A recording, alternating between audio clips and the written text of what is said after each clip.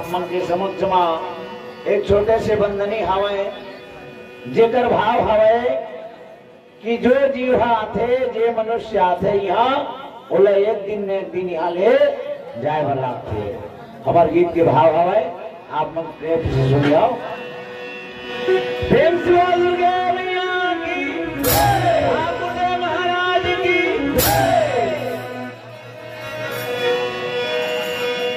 अरे चोला माटी के नाम अये कर का भरोसा काया माटी के राम ये कर का भरोसा काया माटी के नाम चोला माटी के नाम ये कर का भरोसा काया माटी के राम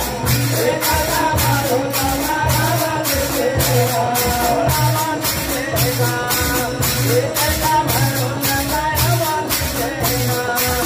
ये कर का भरोसा चोला माटी के नाम चोला माटी के नाम ये कर का भरोसा काया माटी के नाम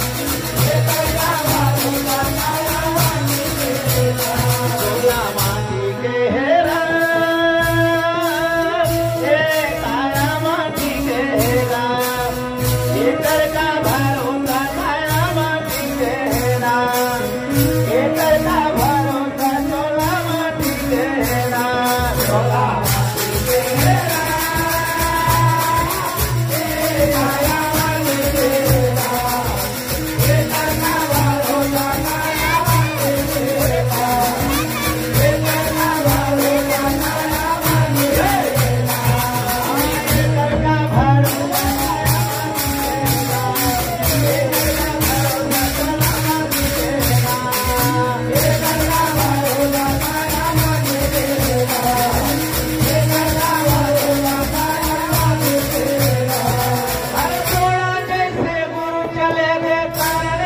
भैया कर्ण जैसे नानी का थोड़ा जैसे गुरु चले कारण जैसे नानी का भैया कर्ण जैसे नानी का हर बाली जैसे मेर चले गए रावण कस्य अभिमानी काया भैया ये कर का भरोसा काया माटी के राम ये कर का भरोसा चोला माटी के